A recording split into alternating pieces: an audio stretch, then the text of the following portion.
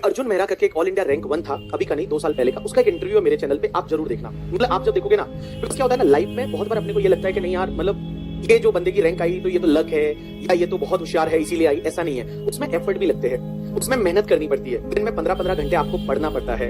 और आप सुबह वो बंदे का जब आप इंटरव्यू देखोगे, वो इतना सुलझा हुआ बंदा मुझे लगा ना, आज तक मैंने जितने इंटरव्यू लिए सबसे अच्छा इंटरव्यू मुझे उसका लगा, उसका बोलने का तरीका, एंड उसने जो बताया कि कैसे वो पढ़ता था, क्या करता था। आप अभी इंटरमीडिएट का जर्नी चालू कर रहे हो, तो अगर आप टारगेट कर रहे हो, देखो एक बात है, देखो रैंक सबको नहीं आने वाली। अगर मान लो अपन बोलेगे भाई सबको रैंक आने वाली है, क्या ऐसा नहीं होता है। देखो रैंक लिमिटेड होती है, ज्यादा 100 लोगों को रैंक आ जाएगी, क्योंकि 50 रैंक होती है जिनका सेम नंबर रहता है, 100 लोगों को रैंक होगी करके, ठीक है।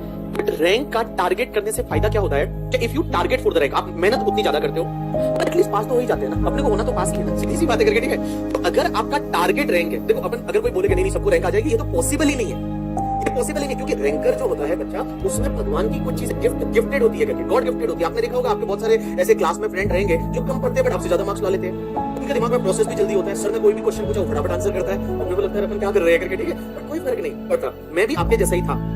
मैं जो है, मेरी आज तक इंडिया में मतलब कोई भी रैंक मेरी तो नहीं आई, मेरे नो डाउट मेरे जो बच्चे पढ़ाता उनकी रैंक जरूर आती है करके, ठीक है। इस बार हमारी कुछ 120 के करीब रैंक थी, इन द फाइनल इंटरमीडिएट मिला के 120 students score the all India rank करके। मैं ये बोला मेरी कोई रैंक नहीं थी, मुझे मेहनत करनी आती थी। मुझे पता था कि अगर मान लो मेरी रैंक नहीं भी आए, बट मैं अगर टारगेट इतना अच्छा करूंगा तो कम से कम मैं पास तो हो ही जाऊंगा ना, और वो टारगेट होना चाहिए। बिकॉज अगर आपने माउंट एवरेस्ट की तैयारी की है, छोटे मोटे पहाड़ पे तो हम ऐसे ही चढ़ जाएंगे। अगर आप तैयारी छोटे मोटे पहाड़ की करोगे तो भैया फिर गिरने ही वाले हो, छोटे मोटे पहाड़ पे भी थक जाओगे। तो तैयारी नो डाउट माउंट एवरेस्ट की करो। अगर अपन माउंट एवरेस्ट फतेह कर पाए तो ठीक है, नहीं कर पाए तो ठीक है करके, उसमें क्या फर्क पड़ता है। बट तैयारी में कमी नहीं होनी चाहिए, मेहनत करते रहना पड़ेगा। ये अगले जब तक आपका एग्जाम नहीं होता, लाइफ में बहुत सारे आपको डिस्ट्रैक्शन मिलने वाले हैं। जब आप बाहर आते हो ना, जब आप गांव से, आप में से बहुत सारे लोग जो है जो पुणे में मेरे सामने फेस टू फेस बैठे हैं, वो बाहर से आए हैं, कोई अमरावती से आया है, कोई नांदेड़ से आया है, कोई कोल्हापुर से आया है, कोई कहीं से आया है, तो यहाँ पे आ रहे हैं। बहुत सारे बच्चों को ऐसा भी लगेगा इनिशियल 10-15 दिन में कि यार कहाँ आ गए, शायद छोड़ देते हैं क्या, मतलब हमारा गांव में कितना अच्छा था, घर कितना बढ़िया था, ठीक है, आराम से खाना भी मम्मी बहुत अच्छा बना के देती थी गरम गरम, यहाँ तो खाना भी कैसे मिल रहा है। बट आप हमेशा एक चीज अपने आप से पूछना कि क्या आप घर से निकले थे तो ये सोच के निकले थे कि हम वापस चले जाते, नहीं। आप मेहनत करना, कंफर्ट जोन से बाहर निकलना, यही तो लाइफ है, यही तो लाइफ का मजा है। गाइस मैं जब मुंबई आया पहली बार, आई एम फ्रॉम राजस्थान का एक छोटा सा गांव है, सिरोही करके जगह है, माउंट आबू के पास में, माउंट आबू ऊपर है, सिरोही नीचे है, सिरोही के पास में छोटा सा गांव है जावल, वहां से मैं पढ़ा। मैं हिंदी माध्यम का विद्यार्थी रहा हूं करके, ठीक है, एकदम हिंदी माध्यम मतलब एकदम हिंदी मीडियम करके, ठीक है, जिसमें मैंने सीपीटी का जो फाउंडेशन आप एग्जाम बोलते हो वो भी मैंने हिंदी में दिया था, वो भी लिखा भी हिंदी में था। मैं जब इंटरमीडिएट में आया तो इंटरमीडिएट में मैंने दिया इंग्लिश में, बट बहुत बार मैं पढ़ता हिंदी में ही था, क्योंकि मुझे समझ में हिंदी में आता था। लेखांकन जो है, अकाउंटिंग को मैं लेखांकन बोलता था, ठीक है, गुडविल जो होती है उसको मैं ख्याति बोलता था। गुडविल को ख्याति बोलते पता है ना, ट्रायल बैलेंस जो होता है उसको हिंदी में क्या बोलते पता है आपको, तलपट। तलपट होता है वो ट्रायल बैलेंस को बोलते हैं। कैंडल को बोलते हैं लावा नहीं खाता, बैलेंस शीट को चिट्टा बोलते हैं, ठीक है। तो लड़कियां लड़ती है तो बोलते हैं मैं तेरा काला चिट्टा खोल दूंगी, चिट्टा मतलब बैलेंस शीट, ठीक है। चिट्टा जो होता है that is the balance sheet. So I came from that background. और भाई मैं जब उस बैकग्राउंड से आया, जब मैं पहली बार मुंबई आ रहा था, आज भी वो दिन याद है, 2007 की बात है, जब मेरा सीपीटी क्लियर हो गया था। पहले सीपीटी के बाद आर्टिकलशिप होती थी। मैं मुंबई आया, और मुंबई आने के बाद भाई अपने बड़े बड़े सपने होते हैं जब अपन बड़ी सिटी आते हैं। आप लोग भी जब गांव से आए हो तो ये सपने लेके आए होंगे करके, यहाँ पे ऐसा होगा, अच्छा होगा, हम सीए बनेंगे, फिर सीए बनने से पहले आर्टिकलशिप होगी, बहुत अच्छी फर्म में होगी आर्टिकलशिप, ये सब आपने सपने लेके आए हो। हर किसी के मन में ये सपना है, हर कोई चाहता है कि मुझे इंटरमीडिएट फर्स्ट अटेम्प्ट में क्लियर करना है। आज की डेट में कोई भी ऐसा नहीं चाहता कि मेरे को इंटरमीडिएट क्लियर नहीं करना है, हर कोई चाहता है। लेकिन गाइस जब मैं मुंबई आया, मैं जस्ट मेरी लाइफ की थोड़ी सी आपको स्टोरी बताना चाहता हूँ, क्योंकि मैं आप लोगों को कनेक्ट कर पा रहा हूँ मैं खुद से। जब मैं मुंबई आया था, जब मैं मुंबई आया, अब मुंबई में रहे कहाँ पे, सबसे बड़ी दिक्कत है, मेरे घर वाले खेती का काम करते थे, तो हमारी मुंबई में कोई पहचान नहीं, मतलब कुछ भी पहचान नहीं। मैं मुंबई आ गया, एक मेरा मासी का लड़का था, और वो मासी का लड़का डायमंड फैक्ट्री में काम करता था। डायमंड में जो असोर्टिंग का, जिसको अपन बोलते हैं हीरे में का काम करते हैं, घिसाई का काम करता है, ठीक है, वैसा कुछ काम करता था मुंबई में। तो मैं बस से उतरा, बस से आया राजस्थान से। बस से उतरने के बाद मैं उसके रूम पे गया। उसके रूम छोटा सा रूम था, 10 बाय 10 का, उसमें ऑलरेडी 8 लोग रहते थे करके, ठीक है, 10 बाय 10 का रूम, 8 लोग, वो भी स्लैब डाल के, 4 नीचे सोते हैं, 4 ऊपर सो रहे हैं। और वो बंदा because he is earning only 7-8,000 rupees, तो वो यही अफोर्ड कर सकता था। मुंबई में कालबा देवी में उसका रूम था। मैंने उसको बोला कि तू कहाँ रहता है, तो मैंने, उसने बोला मैं यही रहता हूँ। मैंने मेरे लिए हो पाएगा यहाँ, तो बोला नहीं, आप 1-2 दिन रह लो, फिर आप अपना देख लो। भाई सीधी सी बात है, मुंबई में भगवान मिल जाते हैं, रहने को नहीं मिलता है करके। ये मुंबई में अगर आप ढूंढो ना तो भगवान जल्दी मिलते हैं, रहने को नहीं मिलता, ये मुंबई का था। तो ऐसा हुआ कि लाइक मैं अब रहूं कहाँ, सबसे बड़ी दिक्कत। तो मेरा एक फ्रेंड है जो मेरे गांव में साथ में काम पढ़ता था, मतलब साथ में पढ़ता था, वो मुंबई में एक एयरटेल की गैलरी में काम करता था। एयरटेल की जो गैलरी जिसमें सिम कार्ड बेचे जाते हैं, मोबाइल के रिचार्ज बेचे जाते हैं, एयरटेल की छोटा सा गैलरी होता है, उसमें वो काम करता था। उसका नाम गणेश है। तो वो मेरे साथ 5वीं क्लास में पढ़ता था, बट 5वीं 6वीं के बाद उसने, हमारे गांव में यही सिस्टम था कि जो 5वीं 6वीं 7वीं के बाद लोग गांव चले जाते थे, मतलब कमाने चले जाते थे कुल मिला के।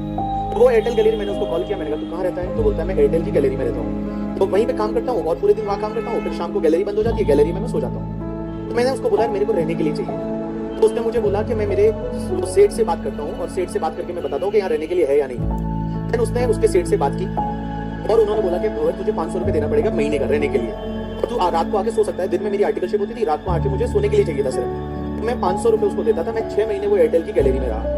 वहाँ पे हमारे मारवाड़ी भोजनालय होते हैं, तो वहीं पे वो सब वर्कर वगैरह खाना खाते थे, मैंने भी वहीं पे खाया।